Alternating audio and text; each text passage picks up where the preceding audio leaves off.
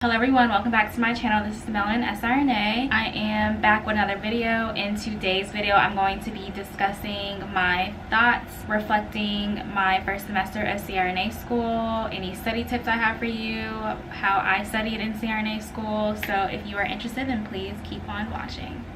So I finally finished my first semester of CRNA school, and I would say it went pretty well. I did pass, so yay me. So I'm basically just gonna kind of reflect on this semester, how I studied, kind of give you some study tips, what has helped me study. I took a total of 3 classes this semester. I took chemistry, physics, and advanced pathophysiology. Chemistry I'm not gonna really focus on, or not even gonna discuss, only because we only had 2 exams. They were online, they were open book, open note, so I mean that's pretty easy A. So I really discussed too much about that, and we wrote a paper that was like super easy. Physics and patho are the 2 classes that I will be referring to. I do think it's important to have a strong foundation of a good study routine. If you get into school, you start school, and you find out this isn't working for you, definitely change it immediately. And I feel like a good indicator of that is, of course, like your first exam. So if you bomb that, then definitely go ahead and change it. Find something that works for you, because it's important to start early, because this is something that you're gonna have to like continue on throughout the next 3 years. Your semesters get heavier and heavier as you continue to go along, definitely within your first year. Now, my program is a front-loaded program. What that means is, or you might have heard the term didactic. What that means is I have all of my anesthesia classes in the beginning of the first year, and I start clinical starting from year 2 onward, and I only have to meet in class for maybe like 1 or 2 classes a week. So you can have a program like that, or you can have a program that's integrated, where you have your classes and your clinicals all at the same time. I'm not really sure when exactly you start clinicals. However, I chose a program that was a front-loaded program. There were ups and downs to either or, but I know for me, I definitely experienced a downside of having a front-loaded program, and I would definitely have to say that when it came to physics. Physics for me, I guess for other people, is just easier, and I know for my husband, he says that physics just makes more sense. For me, it didn't make any sense to me. I just didn't really get it. I couldn't really like grasp the gas laws and a lot of the other concepts that were mentioned in physics. I have mentioned before, I really feel like physics is the base of what we do in anesthesia. When it came to learning about like the Mapleton system and learning about the vaporizer, those concepts were a struggle for me, only because I couldn't physically see the vaporizer or the Mapleton system that we were like referring to. It wasn't something I can like put my hands on and touch it and be like, oh, this makes a lot of sense. I had to like visualize it or look it up, kind of grasp the concept and kind of piece it all together. So I would definitely say that was a downside, but of course, like as the semesters go along, I mean, I will definitely see it and I'll really understand it, and it'll come together cohesively. Just in the beginning, when you haven't seen something but they're talking about it, it's like, well, what do you mean? That was like another downside. But however, I studied for both of these classes completely separate.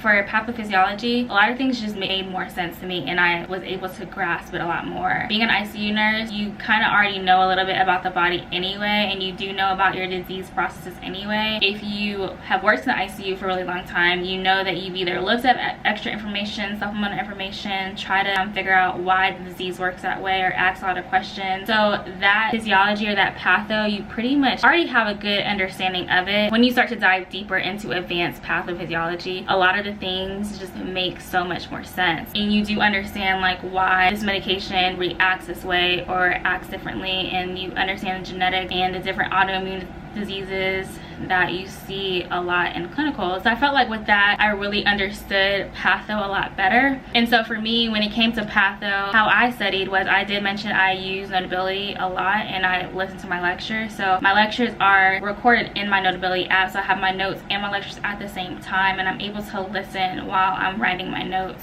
So of course I would attend class. I would initially write whatever he says, whatever key points that he like stresses. I write those down very quickly and keep it moving.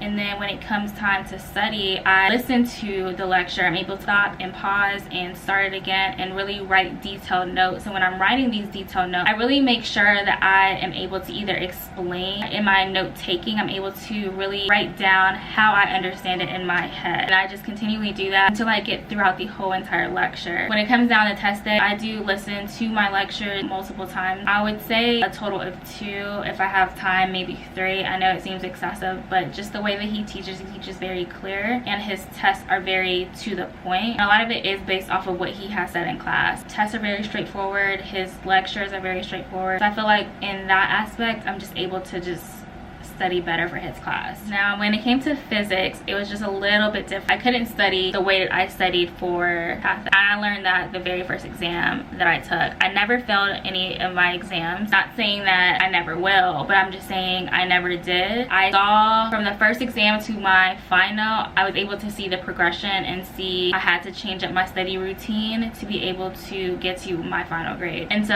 like I said, is I evaluated how I studied based on how I did on the exam. Physics, I tried that, didn't do really good on the exam, on the first exam, and I was like, I need to find something different. I discovered Quizlet in the middle of my semester, and Quizlet's basically an app or a software that is basically a virtual or digital flashcard. I have not made my own flashcards yet. I was able to use another student's flashcard. However, you're able to upload your notes, and they're able to generate flashcards based on your notes, or you can just make your own flashcards. Something I would definitely use throughout the rest of my semesters. And then you're able to search your school or your program or whatever class you are, and whoever has uploaded flashcards for that particular course, you're able to use those flashcards for your own personal use, which is amazing. You have like a learn option. You can do a test option where they'll generate test questions based off of the flashcards, and you're able to answer them like a test format. There's a lot of cool things that you can do, and so I'll definitely recommend it if you're the type of person that like learns using a flashcard. So for his class, I had to use that. At first I tried the same way that I did Patho, and it just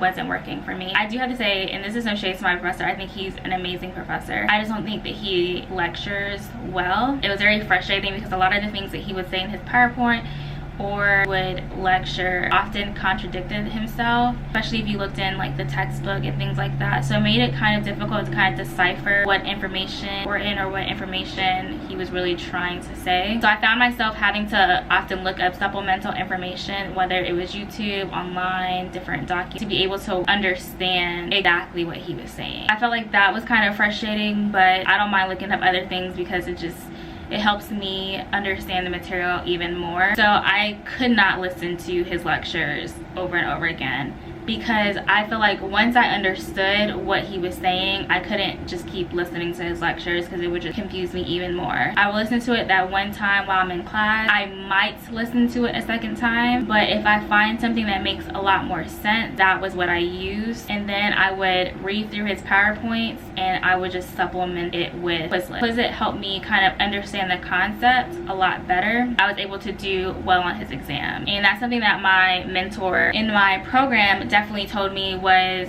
when I started was his class is going to teach you exactly how you need to study to prepare for all his other classes, because he would be the main professor that would be teaching a lot of our anesthesia classes. I'm glad that I found a routine that helps me basically understand test taking and understand how he tries to relay his information. One thing I do have to say about studying or just studying for anesthesia in general is I know it may be easy to just memorize information. It's really important that you also understand the concept, because the way that our program is structured, and like I said, I'm going to be referring to my program because that's what I am familiar with, and I'm pretty sure a lot of other programs are structured the same way. But for my particular program, the way that it's structured is all of our classes build on top of one another. Our next semester will pull points that we learned from the semester, and then we'll just add to it, add to it, add to it, so that we're able to understand completely everything that we've learned for the entire year. And that's why I feel like it's important to not just memorize the information, have a good understanding of it,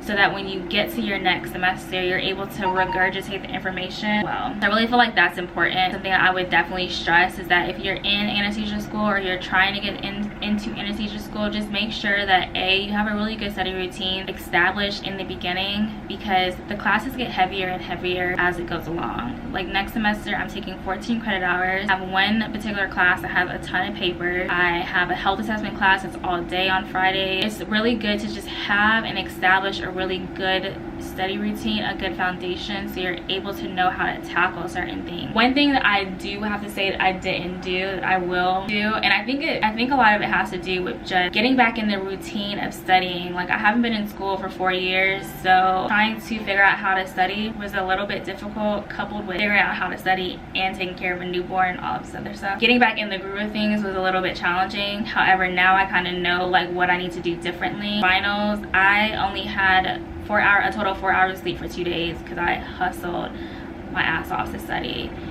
It was just like, because I need a certain grade to get a certain, you know, grade in the class. I felt like if I would have had that good foundation in the beginning, I wouldn't have had to work so hard in the end. That's definitely something, and like I said, it could be because of me getting back into school, so next semester just to be different. I already know like what I'm going into, so I definitely will start preparing for it at least 2 weeks before, kind of brushing up on a lot of the concepts that we learned this semester and getting back into the habit of studying. Having my daughter on a schedule and things of that nature will make it a lot easier. Overall, I'm super excited and pretty proud of myself that I made it this far, finished the semester. So it's basically just tackling the next 3 semesters and just killing it. I do have a total of 4 weeks and I'm off of school, so I will have a ton of definitely amazing content for you all. Like I mentioned before, please follow me on Instagram. I always do Q&As and ask you, you know, like what kind of video you're looking forward to seeing or what kind of videos you want to see. Definitely drop them in the comments down below what videos you want to see. I've been working on something exciting for you all that will be launching in the next few weeks, so definitely look out for all of that great information. And this little shirt that I have on is also a little hint to what I have going on in store for you all. I do want to do a giveaway as well, so I'm trying to work on what I want to get for all of you amazing subscribers. Thank you so much for subscribing and supporting my content, all of the kind words that I get through email, through messages on Instagram. Thank you so much. I really appreciate it. I'm really glad that you're enjoying my content. Have any questions, need any advice, just don't hesitate to DM me, email me. I will definitely get back to you and share some words of encouragement. I am going to film the next video for you, but yeah, thank you so much for watching. Please like, comment, and subscribe, and I will talk to you soon.